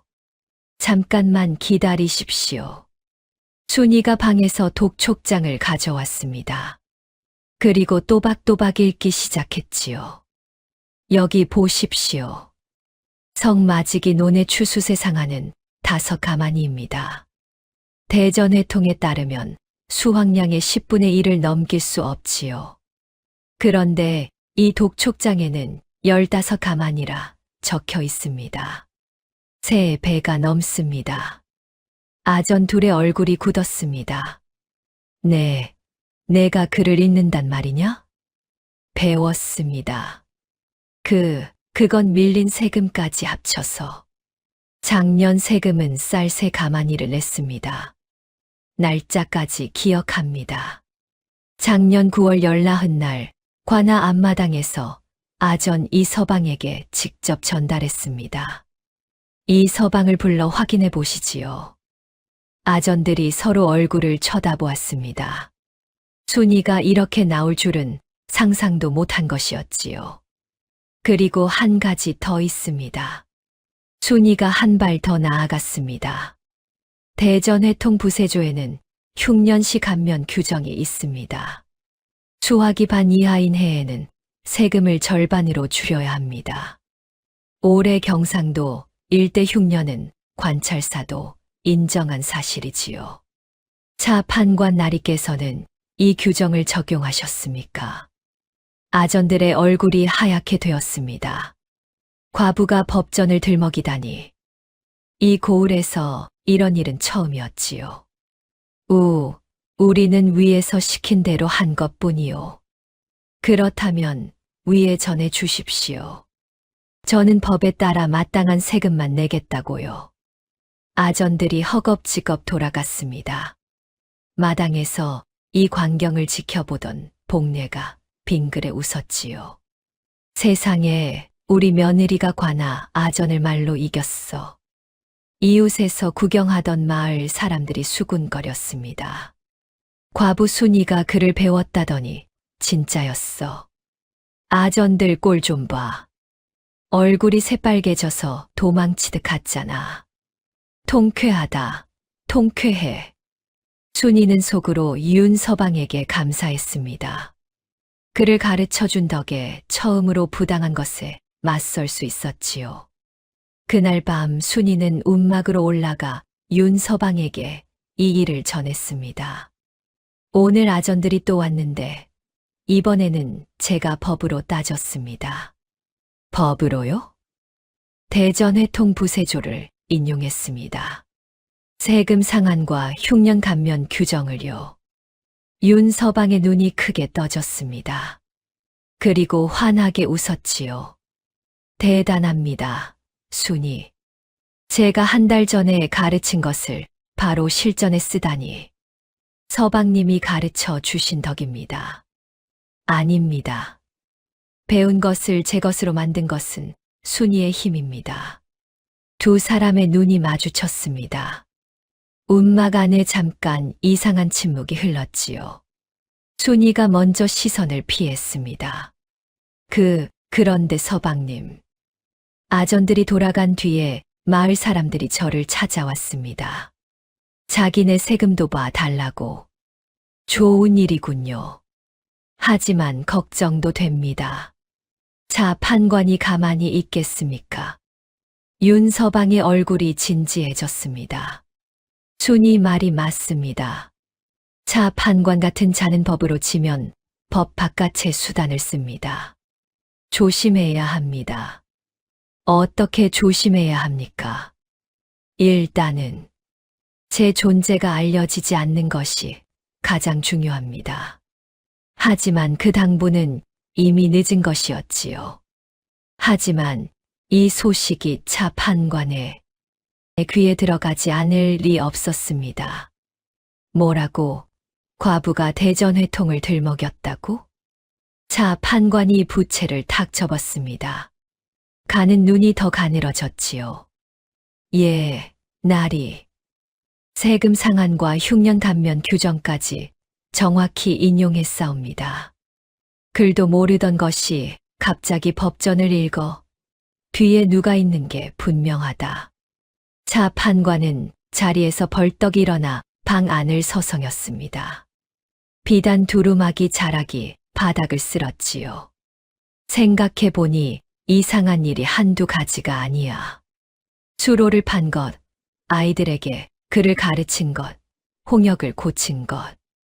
다 그 과부가 혼자 한 일이 아니지 않느냐. 차 판관이 배서방을 불렀습니다. 배서방 순인의 집 주변을 살펴라. 그 과부에게 글을 가르친 자가 누군지 찾아내. 알겠습니다. 나리. 배서방이 관할을 나섰습니다. 이때까지만 해도 차 판관은 순이 뒤에 있는 자가 단순한 떠돌이 선비 정도일 거라 생각했지요. 한편 차 판관의 아전들이 물러간 뒤 마을의 변화가 일어나기 시작했습니다. 순이의 일이 소문나면서 다른 백성들도 용기를 얻은 것이었지요. 우리도 세금을 다시 따져봐야 하지 않겠소. 대전회통에 흉년 감면 규정이 있다면서 순이에게 좀 물어보자고. 마을 사람 5이 순이를 찾아왔습니다. 순이는 윤서방에게 배운 대로 하나하나 설명해 주었지요. 각 집의 논 크기에 따라 세금 상한이 얼마인지, 올해 흉년 감면을 받으면 얼마나 줄어드는지를. 세상에 우리가 2배나 더 내고 있었어. 자, 판관이 처음부터 속인 거잖아. 마을 사람들의 분노가 끓어올랐습니다. 하지만 관아에 가서 따져도 소용없잖아. 곤장만 맞고 오지. 순이는 어떻게 이겼어? 그를 알면 다릅니다. 법을 들먹이면 아전들도 함부로 못합니다. 순이의 말에 마을 사람들이 고개를 끄덕였습니다. 뭔가 희망이 보이는 것 같았지요. 마을 전체가 들뜬 분위기였습니다. 그 주 장터에서는 순이 이야기로 떠들썩했지요. 청송고을에 대단한 과부가 있다더라. 아전을 법으로 이겼다며? 과부가 세상에. 순이의 이름이 장터를 넘어 이웃 마을까지 퍼졌습니다. 김 노인이 순이를 찾아와 말했지요. 순이야, 내가 이 마을의 빛을 밝혀주는구나. 아닙니다, 어르신. 저 혼자 힘으로 한 게 아닙니다. 누구의 도움이든 내가 서지 않았으면 아무 일도 일어나지 않았을 게다. 참으로 기특하구나. 김 노인의 칭찬에 순이의 볼이 발그레해졌습니다. 이것이 바로 가짜 승리였습니다. 차 판관의 아전들이 한 발 물러선 것처럼 보였지요. 마을 사람들도 용기를 얻었습니다. 순이는 이제 괜찮을 거라고, 그를 알면 당하지 않을 거라고 생각했지요. 하지만 그것은 착각이었습니다. 차 판관은 물러선 것이 아니었지요. 더 큰 칼을 갈고 있었습니다. 법으로 안 되니 법 바깥의 수단을 쓸 참이었지요. 어느 날 저녁 배서방이 차 판관에게 보고를 올렸습니다. 날이 알아냈습니다. 뭘? 순이네 집에 사내가 하나 드나들고 있사옵니다. 뒷산 움막에 숨어 사는 듯합니다. 뒷산 움막. 예. 그런데 그 사내가 마을 아이들에게 글을 가르치고 수로도 설계하고 약초까지 아는 자입니다. 보통 사내가 아닌 듯합니다. 차 판관에 가는 눈이 번뜩였습니다. 보통 사내가 아니라. 그래, 그렇겠지. 과부에게 대전회통을 가르칠 정도면 관리 출신이거나 상당한 학식이 있는 자이게야. 어쩌시겠습니까? 더 파라. 그 자가 누구인지 알아내야 한다. 그리고 차 판관이 부채를 탁탁 두드렸습니다. 순인의 주변에 있는 것들을 하나씩 건드려 봐라. 사람이란 것은 제 몸에 닿는 것보다 가까운 사람이 다칠 때 더 흔들리는 법이니까. 배서방이 음흉하게 웃으며 물러갔습니다. 폭풍 전의 고요함이었지요. 순이는 아직 이 사실을 몰랐습니다. 같은 시각 막동이는 또 한 번 관아 근처를 어슬렁거리고 있었습니다. 이 아이는 담장 타기의 귀재였지요. 쥐처럼 조용히 관아 담을 타고 올라가 뒤편 창고 쪽을 내려다보았습니다. 그런데 이게 웬일입니까? 차 판관의 방에 불이 켜져 있었고 창호지 너머로 그림자 둘이 보였지요. 차 판관과 배서방이었습니다. 이번 달 뇌물 장부를 정리했습니다. 날이. 배서방이 두꺼운 장부책을 펼쳤습니다. 관찰사에게 올린 뇌물 300냥, 가명 아전에게 50냥, 이방에게 20냥. 막동이의 귀가 번쩍 열렸습니다. 뇌물 장부라니. 차 판관이 백성의 세금으로 상관에게 뇌물을 바치고 있다는 뜻이었지요.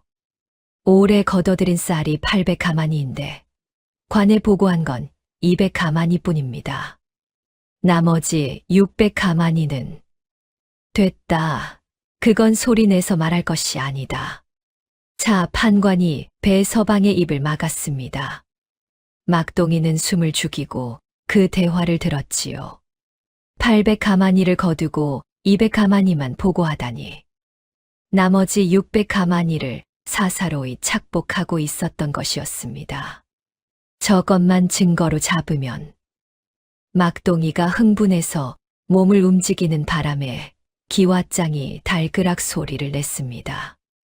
뭐야, 무슨 소리지? 쥐인 듯합니다. 나리. 가서 확인해봐. 막동이는 번개처럼 담을 타고 내려와 어둠 속으로 사라졌습니다. 배서방이 나왔을 때는 이미 아무도 없었지요. 막동이는 숨이 턱까지 차서 순인의 집으로 뛰어왔습니다. 누나, 큰일이야. 이 밤에 무슨 일이야? 차 판관이 뇌물 장부를 갖고 있어. 세금 800가마니를 거두고 200가마니만 보고했대. 순이의 얼굴이 굳어졌습니다. 확실히 들었어. 응, 뇌물 장부라고 똑똑히 말했어. 관찰사에게 300냥, 가명 아전에게 50냥까지 다 들었다고. 막동아, 그건 정말로 위험한 이야기다. 만에 하나 들켰으면 목숨이 위험할 뻔했어. 안 들켰어. 걱정 마. 순이는 막동이의 어깨를 붙잡았습니다. 절대로 이 이야기를 다른 사람에게 하면 안 된다. 알겠지? 알았어, 누나. 막동이가 고개를 끄덕였습니다. 하지만 막동이의 눈빛은 뭔가를 결심한 사람의 것이었지요.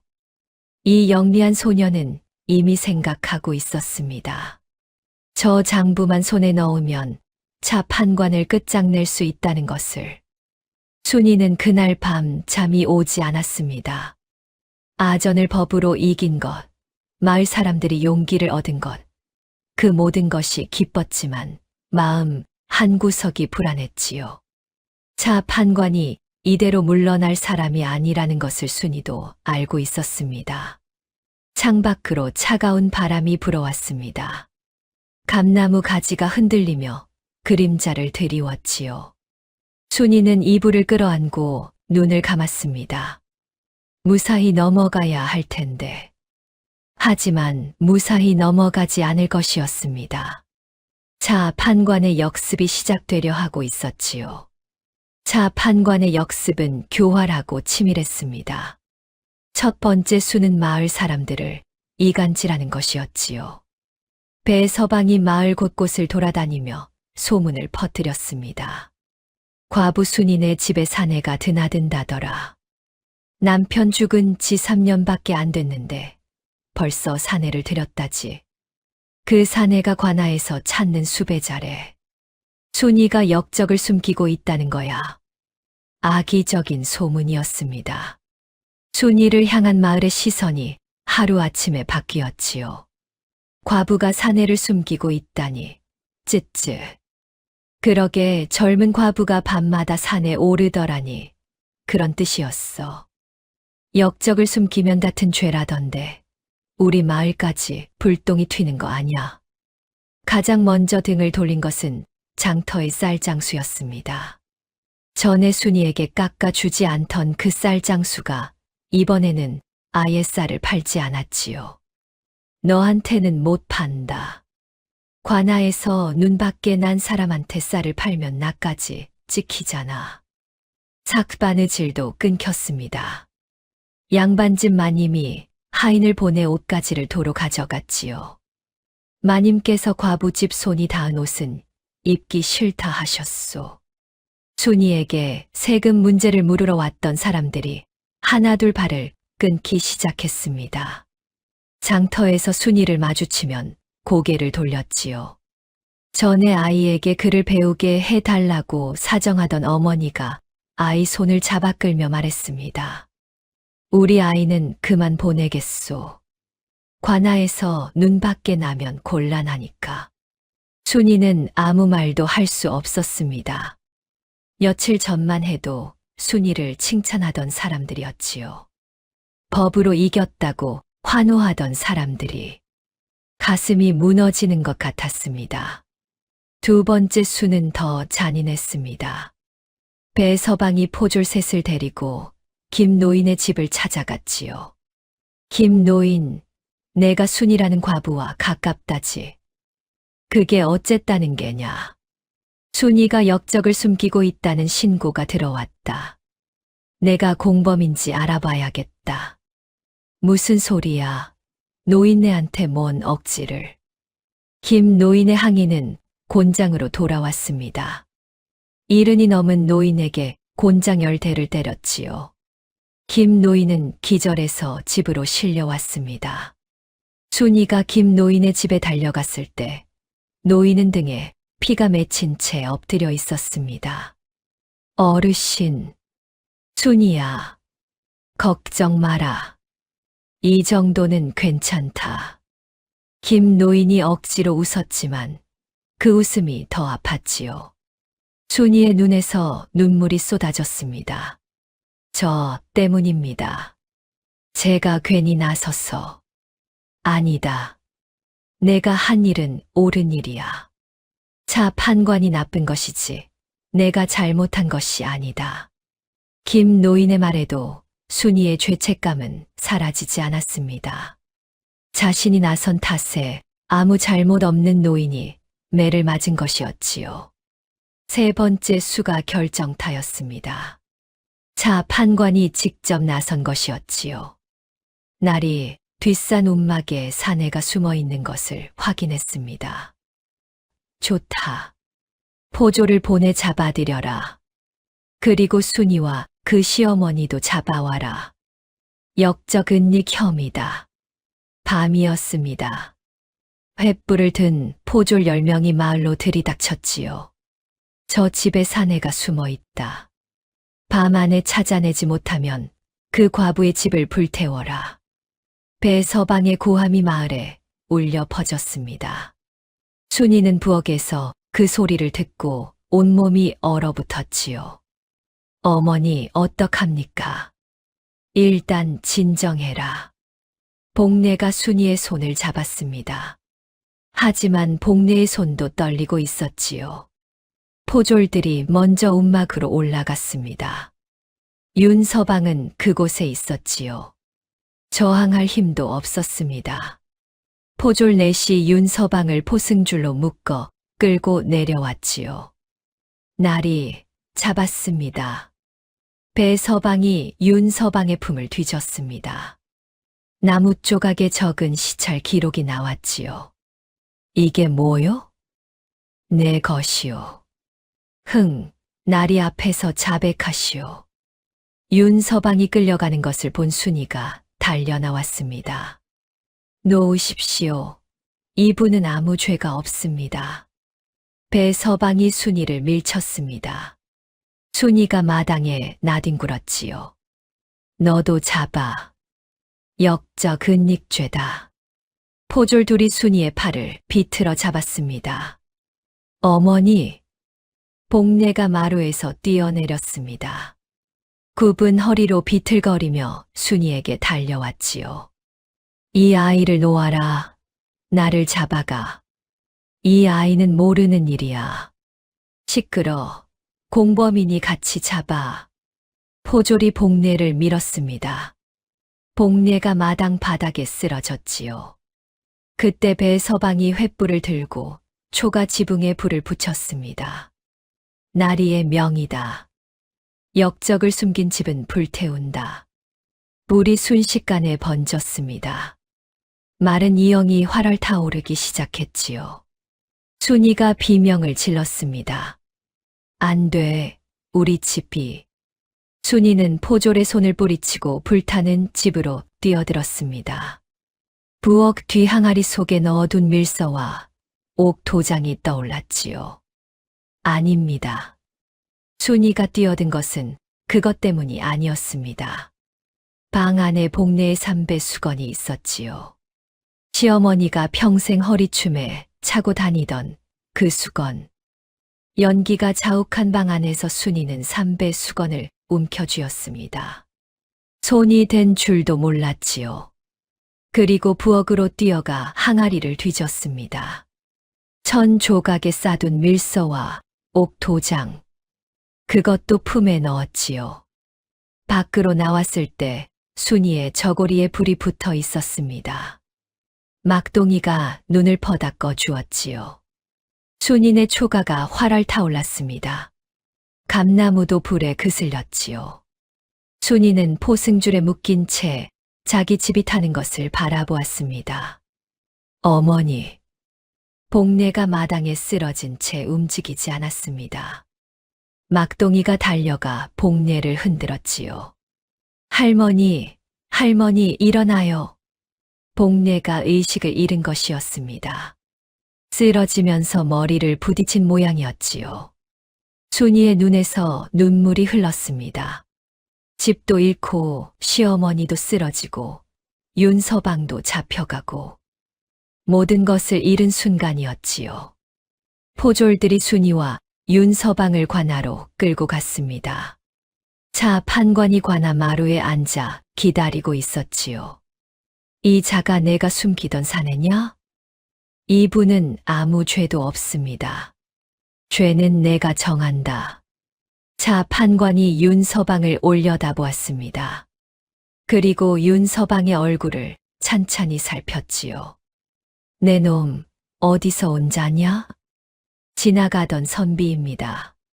지나가던 선비가 왜 수배를 당하고 있지? 그리고 이것은 뭐냐? 차 판관이 윤서방의 품에서 나온 나무조각 기록을 흔들어 보였습니다. 이 고을의 세금 내역, 백성들의 실태, 관아의 운영. 이것을 적어 어디에 보내려 했느냐? 누구의 명을 받고 온 것이냐? 윤서방은 입을 열지 않았습니다. 차 판관에 가는 눈이 더 가늘어졌지요. 좋다. 입을 안 열면 그 과부부터 다스리겠다. 차 판관이 고개를 끄덕이자 포졸이 순이 앞에 곤장을 놓았습니다. 놓으시오. 이 사람은 아무 상관없소. 윤서방이 처음으로 큰 소리를 냈습니다. 하지만 포승줄에 묶인 몸으로는 아무것도 할 수 없었지요. 순이와 윤서방은 그 밤 관아 옥에 갇혔습니다. 차갑고 어두운 옥방이었지요. 벽에서는 물이 스며 나오고 바닥은 흙투성이었습니다. 순이는 한쪽 옥방에, 윤서방은 맞은편 옥방에 갇혔지요. 순이. 어둠 속에서 윤서방의 목소리가 들려왔습니다. 예. 미안합니다. 모두 제 탓입니다. 아닙니다. 서방님 탓이 아닙니다. 제가 이 마을에 오지 않았더라면 순이에게 이런 일은 없었을 겁니다. 순이는 대답하지 않았습니다. 잠시 침묵이 흘렀지요. 순이, 하나만 약속해 주십시오. 무엇입니까? 무슨 일이 있어도 포기하지 마십시오. 반드시 길이 있습니다. 순이는 품속에 숨긴 삼배 수건을 꺼내 가슴에 안았습니다. 시어머니의 체온이 아직 남아있는 것 같았지요. 그리고 함께 품에 넣었던 옥도장도 만져보았습니다. 이것이 무엇인지 정확히는 모르지만 윤서방에게 중요한 물건일 것이라는 짐작은 할 수 있었지요. 순이는 옥도장을 삼배 수건으로 싸서 치마 안쪽 깊숙이 숨겼습니다. 포졸들이 몸을 수색했지만 치마 속까지는 뒤지지 않았거든요. 한편 그 시각 막동이는 불타버린 순이네 집 앞에 서 있었습니다. 복례를 김 노인의 집으로 옮겨놓고 돌아온 것이었지요. 검게 그을린 감나무를 올려다보았습니다. 나무는 반쯤 타 있었지만 뿌리는 살아 있었지요. 누나를 꺼내야 해. 어떻게든. 막동이의 눈이 결연하게 빛났습니다. 이 14살 소년에게 갑자기 어른의 무게가 내려앉은 것이었지요. 막동이는 주머니를 뒤졌습니다. 순이가 불타는 집에서 나올 때 혼란 속에서 막동이의 손에 무언가를 쥐어준 것이 있었지요. 밀서였습니다. 옥도장은 순이가 가지고 있었지만 밀서는 막동이에게 넘겼던 것이었습니다. 그때 어둠 속에서 낯선 발소리가 들렸습니다. 막동이가 화들짝 놀라 뒤를 돌아보았지요. 큰 체구의 사내가 쪽갈모를 눌러쓴 채 서 있었습니다. 전에 관아 뒤 주막에서 순이가 끌려나가는 것을 지켜보던 그 사내였지요. 너 순이라는 처자를 아느냐? 막동이가 한 발 물러서며 경계했습니다. 누구세요? 나는 강이라 하오. 윤서방의 사람이요. 막동이의 눈이 커졌습니다. 윤서방님을 아세요? 알 뿐 아니라 그분을 지키러 온 사람이요. 하지만 차 판관의 부하에게 습격당해 흩어졌지. 뒤늦게 여기까지 따라왔는데 이미 이 지경이 되었구나. 강서방은 불타버린 집과 그을린 감나무를 바라보며 이를 악물었습니다. 꼬마, 내 손에 든 것이 뭐냐? 막동이는 잠시 망설이다가 밀서를 내밀었습니다. 윤서방님 품에서 나온 겁니다. 누나가 보관하고 있었는데 잡혀가면서 저한테 줬어요. 강서방이 밀서를 받아들었습니다. 한 줄 한 줄 읽어 내려가더니 얼굴이 굳어졌지요. 이것은 대단한 것이다. 이것만 있으면. 강서방이 막동이를 내려다보았습니다. 꼬마, 나는 여기서 순이와 그분의 안전을 지켜야 한다. 하지만 누군가는 한양에 가서 이 소식을 전해야 한다. 내가 갈 수 있겠느냐? 한양이요. 가본 적도 없는데 말을 한 필 구해주겠다. 밤낮으로 달리면 사흘이면 닿는다. 막동이는 입술을 깨물었습니다. 한양이라니. 이 산골에서 한양까지 얼마나 먼 길인지 상상도 되지 않았지요. 하지만 순이 누나의 얼굴이 떠올랐습니다. 옥에 갇혀 울고 있을 누나. 가겠습니다. 막동이의 목소리가 단단했습니다.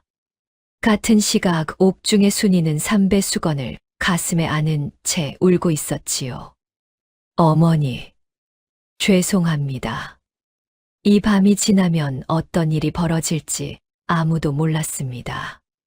옥에 갇힌 지 사흘이 지났습니다. 순이에게는 하루에 물 한 사발만 들어왔지요. 밥은 주지 않았습니다. 자, 판관의 명이었습니다. 굶겨서 자백을 받으라는 것이었지요. 순이는 차가운 옥바닥에 등을 기대고 앉아 있었습니다. 온몸에 힘이 없었지요. 배가 고팠지만 그것보다 마음이 더 아팠습니다. 시어머니는 괜찮을까? 막동이는 무사할까? 윤서방은 어떻게 되었을까? 생각이 꼬리에 꼬리를 물었지요. 내가 왜 이렇게 된 걸까? 순이는 중얼거렸습니다. 돌이켜보면 쓰러진 사내를 구한 것이 시작이었지요. 그때 그냥 지나쳤더라면, 관아에 신고했더라면, 이 모든 일은 일어나지 않았을 것입니다. 하지만 순이는 고개를 저었습니다. 아니, 그렇게 할 수는 없었지요. 죽어가는 사람을 두고 지나칠 수 없었습니다. 그 순간 김 노인의 말이 떠올랐습니다. 베풀문 가진 자의 것이 아니라 마음 있는 자의 것이니라. 처음 그 말을 들었을 때는 이해하지 못했지요. 마음이 재산이라니 마음으로 쌀을 살 수 있는 것도 아닌데 그렇게 생각했습니다. 하지만 지금은 알 것 같았습니다. 순이에게는 쌀도 돈도 힘도 없었지요. 그런데도 쓰러진 사내에게 마지막 쌀로 죽을 끓여 먹였습니다. 그것이 베풀미였지요. 가진 것이 없어도 할 수 있는 베풀. 그리고 그 베풀미 무엇을 불러왔습니까? 그를 배웠고 마을에 수로가 생겼고 아이들이 그를 익혔고 아픈 아이들이 낳았지요. 쌀 한 줌에서 시작된 것이 마을 전체를 바꿨습니다. 내가 한 일은 틀리지 않았습니다. 순이가 또박또박 말했습니다. 어둠 속에서 순이의 눈이 빛났지요. 틀리지 않았어. 그러니까 포기하지 않겠습니다. 순이는 삼배 수건을 꽉 쥐었습니다. 그 안에 감춰진 옥 도장이 손바닥에 단단하게 느껴졌지요. 바로 그때였습니다. 관아 밖에서 말발굽 소리가 요란하게 울렸습니다. 한 무리가 아니었지요. 수십 필의 말이 달려오는 소리였습니다. 포졸들이 소란을 피우기 시작했습니다. 뭐야? 저건 뭐야? 깃발을 봐. 어명이다. 관아, 대문이 벌컥 열렸습니다. 금빛 깃발을 앞세운 기마대가 들이닥쳤지요. 선두에 선 무관이 우레 같은 목소리로 외쳤습니다. 어명이다. 청송판관 차 판관은 즉시 나와 엎드려라. 차 판관의 얼굴이 백지장처럼 하얘졌습니다. 어명이라니. 이게 무슨... 차 판관이 비틀거리며 관아 마당으로 나왔습니다. 기마대 뒤에서 가마 하나가 내려졌지요. 가마 문이 열리고 용포를 걸친 중년의 사내가 내렸습니다. 그 뒤를 따르는 소년이 하나 있었지요. 까무잡잡한 얼굴에 새까만 눈. 막동이였습니다. 누나. 막동이가 소리를 질렀습니다. 강서방이 막동이 옆에 서 있었지요. 강서방의 손에는 차 판관의 뇌물 장부가 들려 있었습니다. 피날레가 시작되었습니다. 옥문이 열리고 순이와 윤서방이 끌려 나왔습니다. 순이는 눈이 부셔 제대로 볼 수가 없었지요. 하지만 마당에 펼쳐진 광경이 꿈인지 생시인지 분간할 수 없었습니다. 용포의 사내가 윤서방을 보았습니다. 도윤아, 아바마마. 순이의 세상이 멈추었습니다. 아바마마, 아바마마라고 했습니까? 윤서방이 무릎을 꿇고 고개를 숙인 그 사내 앞에는 임금이 서 있었지요. 윤서방이, 세자 저하. 순이의 다리에서 힘이 빠졌습니다. 옆에 서 있던 강서방이 순이를 부축했지요. 내가 순이냐? 임금이 순이를 바라보았습니다. 순이는 고개를 조아리며 땅에 엎드렸지요. 예, 환공하옵니다, 전하. 고개를 들어라. 순이가 고개를 들었습니다. 임금의 눈이 따뜻했지요. 내 아들을 살려주었다며? 순이는 대답 대신 치마 속에 숨겨두었던 옥 도장을 꺼내 두 손으로 바쳤습니다. 이것이 이분의 것이옵니다. 빨래를 하다 발견하였사온데 무엇인지 모른 채 보관하고 있었사옵니다. 임금이 옥 도장을 받아들었습니다. 왕세자의 어인이었지요. 임금의 눈에 눈물이 비쳤습니다. 이것을 지켜준 것이냐? 예, 전하. 이어서 강서방이 앞으로 나섰습니다. 전하, 이것은 차 판관의 뇌물장부이옵니다. 세금 800가마니를 거두고 200가마니만 보고하였으며 나머지는 사사로이 착복하거나 뇌물로 사용한 기록이옵니다. 장부가 임금 앞에 펼쳐졌지요. 차 판관의 얼굴이 흑빛으로 변했습니다. 거짓이옵니다. 위조된 장부이옵니다. 차 판관이 소리를 질렀지요. 하지만 임금이 장부를 한 장 한 장 넘기며 물었습니다. 이것이 위조라면 왜 내 관인이 찍혀 있느냐? 차 판관의 입이 벌어졌다 닫혔습니다. 아무 말도 나오지 않았지요. 그때 순이가 입을 열었습니다. 전하, 한 가지 더 아뢰어도 되겠사옵니까? 말하여라. 차 판관은 백성의 세금을 3배로 부풀려 징수하였사옵니다. 대전회통 부세조에 따르면 성마지기 논의 추수세 상한은 5가마니이온데 저희 집에는 15가마니를 부과하였사옵니다. 또한 올해 흉년 감면 규정도 적용하지 않았사옵니다. 임금이 눈을 크게 떴습니다. 내가 대전회통을 아느냐? 세자 저하께서 가르쳐 주셨사옵니다. 임금이 아들을 돌아보았습니다. 이도윤이 고개를 숙인 채 미소 지었지요. 차 판관의 측근이었던 아전 이서방이 앞으로 나와 무릎을 꿇었습니다. 전하, 소인도 아뢰겠사옵니다. 차 판관의 명으로 세금 장부를 조작한 것이 사실이옵니다. 소인의 죄를 고하고 진실을 밝히고자 하옵니다. 측근의 배신이었지요. 차 판관의 다리가 풀렸습니다. 바닥에 주저앉았지요. 이 배은망덕한 자는 백성의 세금을 착복한 내가 아니냐. 임금이 차가운 목소리로 말했습니다. 차 판관, 내 죄를 낱낱이 알겠느냐.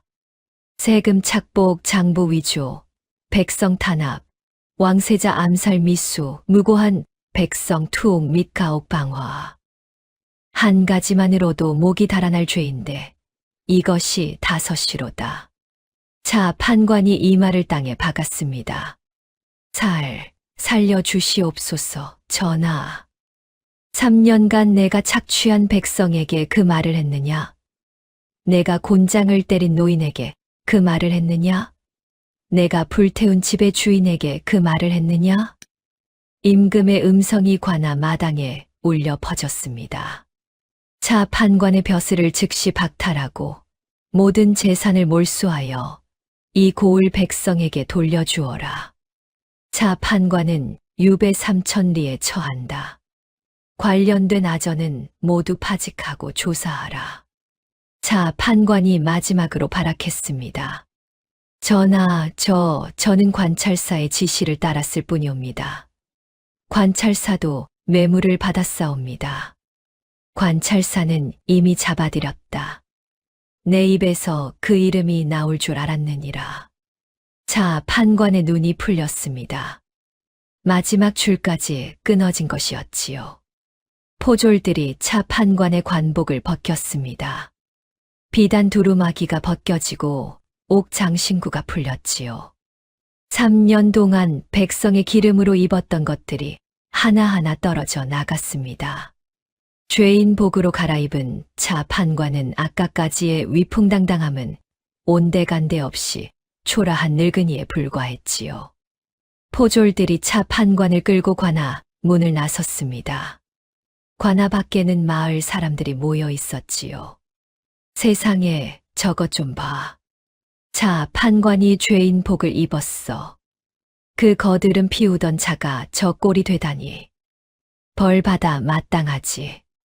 내 논을 빼앗아 갔잖아. 마을 사람들의 외침이 터졌습니다. 자, 판관은 고개를 들 수 없었지요. 배서방도 포승줄에 묶인 채 끌려갔습니다. 둘의 뒷모습이 관아 밖으로 사라질 때 마을 사람들의 박수 소리가 울려 퍼졌습니다. 임금이 순이를 다시 바라보았습니다. 순이야. 예, 전하. 내 아들을 살려주었고 이 고을의 비리를 밝히는데 힘을 보탰으니 마땅히 상을 내려야 하겠다. 임금이 교지를 내렸습니다. 순이에게 정삼품 정경부인의 품계를 내린다. 아울러 순이의 시어머니 복례에게도 정경부인의 품계를 내린다. 순이네 집을 새로 지어줄 것이며 차 판관에게 빼앗긴 마을의 모든 논밭을 원래 주인에게 돌려주라. 순이의 눈에서 눈물이 쏟아졌습니다. 정경부인이라니. 꿈에도 생각해 본 적 없는 일이었지요. 또한 막동이라는 소년에게는 특별히 한양에서 관학에 입학하여 공부할 수 있는 기회를 내린다. 막동이의 눈이 동그래졌습니다. 나한테요. 대단한 용기를 보인 소년이로구나. 앞으로 큰 인물이 될 것이다. 막동이가 그 자리에서 엉엉 울었습니다. 이도윤이 순이에게 다가왔습니다. 순이 정말 고맙습니다. 저하, 그간 거짓 이름을 쓰신 것이 서운하기는 합니다. 순이가 웃으며 말했지요. 이도윤도 웃었습니다. 미안합니다. 하지만 윤서방으로 보내주신 시간이 제 생에서 가장 값진 시간이었습니다. 석 달 뒤 봄이 왔습니다. 순이는 다시 청송고을로 돌아왔습니다. 하지만 이번에는 혼자가 아니었지요. 가마를 타고 돌아왔습니다. 정경부인의 예복을 입고 불에 탄 순이네 집터에는 새 기와집이 세워져 있었습니다. 임금이 내린 은전이었지요. 그리고 마당에는 감나무가 서 있었습니다. 반쯤 타서 죽은 줄 알았던 그 감나무에 새 가지가 돋아 있었지요. 가지 끝에 하얀 꽃봉오리가 맺혀 있었습니다. 어머니, 보세요. 감나무가 살았어요. 복례가 순이의 손을 잡았습니다. 눈물이 주름진 볼을 타고 흘렀지요. 그래, 살았구나. 우리처럼. 마을 사람들이 모여들었습니다.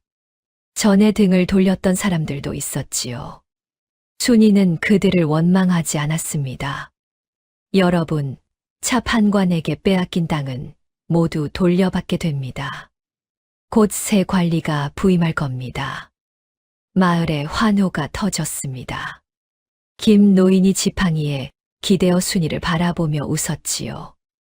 내가 뭘 했느냐? 베풀문 가진 자의 것이 아니라 마음 있는 자의 것이라고.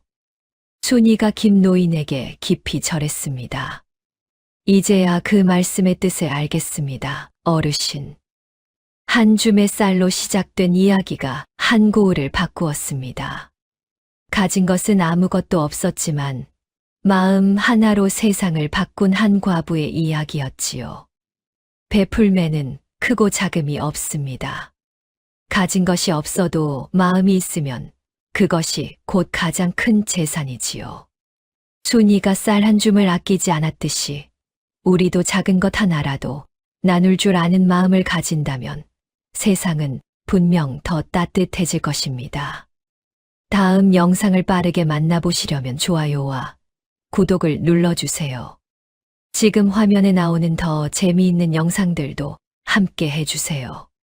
그럼 모두 행복한 하루 보내세요. 감사합니다.